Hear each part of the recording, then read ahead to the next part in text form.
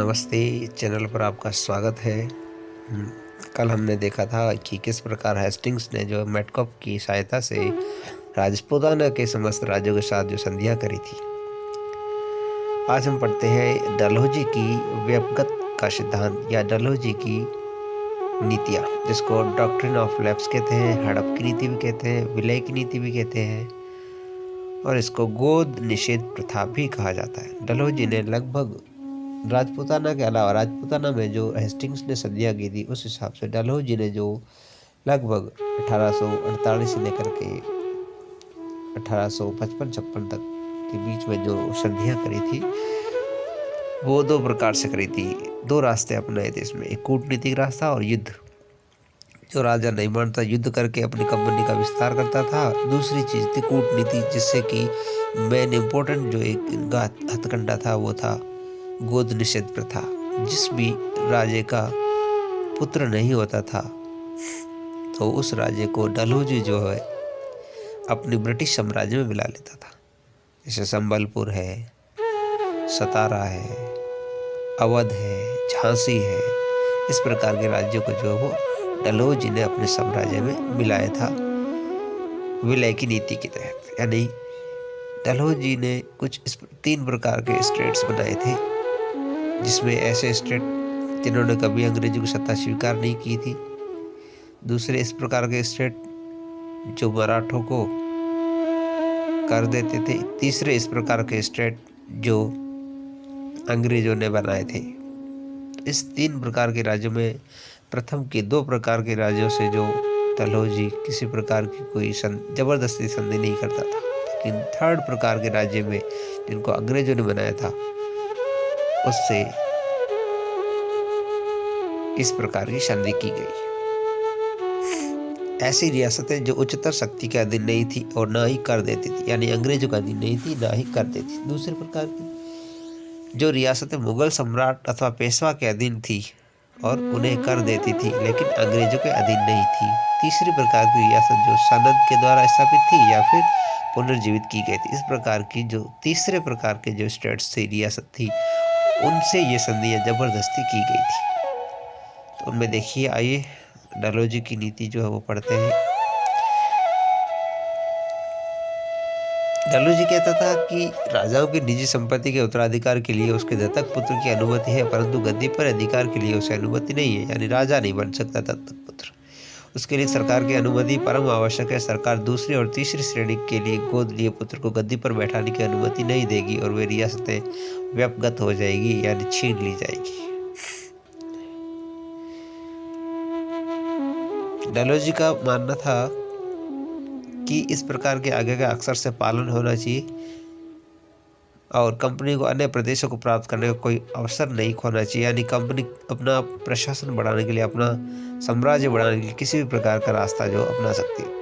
इससे सतारा 1848, जैतपुर और संबलपुर 1849, बागाट 1850, उदयपुर, ये उदयपुर उत्तर प्रदेश वाला है, 1852 और झांसी 1853, नागपुर 1854।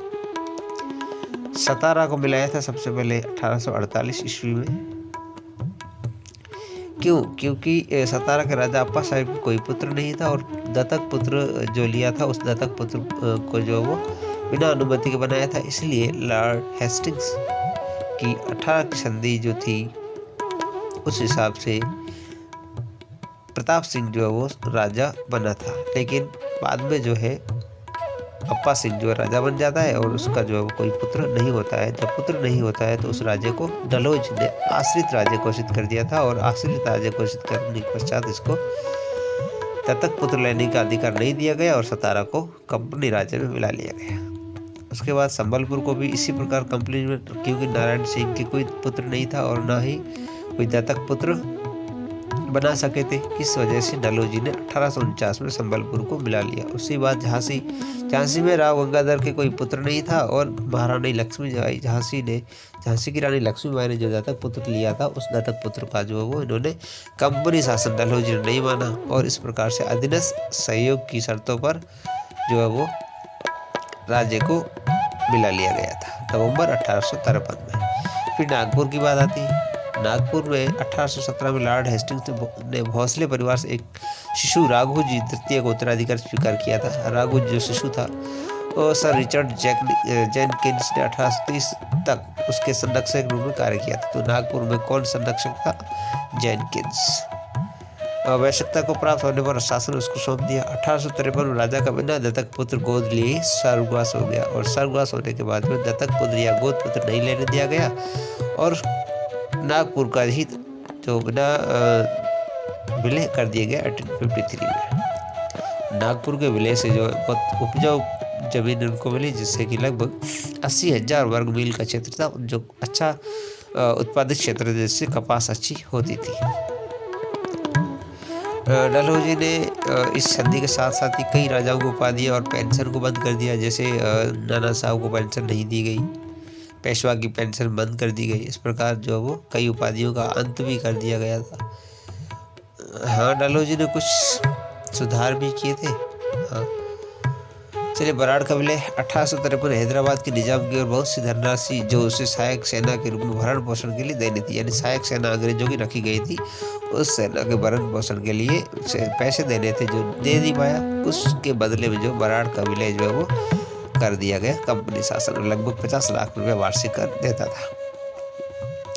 ये बहुत उर्वरक प्रदेश था, यानी कृषि उत्पादक प्रदेश था। उसके बाद अवध विलय किया था 1856। यदि बक्सर के युद्ध में अवध का नवाब पराजित हो गया और अंग्रेज चाहते तो अवध को उसी समय अपने अधीन कर सकते थे, परंतु उन्होंने यह उचित समझा कि अवध का नवाब केवल कड़ा और इलाहाबाद के जिले अंग्रेजों को दे दे, यानी कड़ा और इलाहाबाद के जिले देने के पश्चात जो वो अवध का विलय नहीं किया गया था, लेकिन अवध का विलय 1856 में किया गया था। तो ये हेस्टिंग की व्यक्तिगत की नीतियाँ थी, जो संधियाँ थी, जो सतारा, संबलपुर, जेतपुर, जयपुर, झांसी आदि राज्यों के साथ जो है वो की गई थी।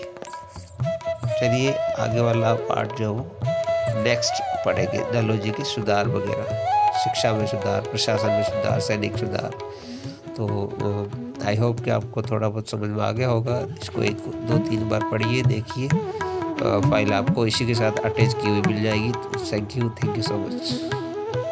So students, be happy and stay blessed. Subscribe our channel to find out more updates. Thank you.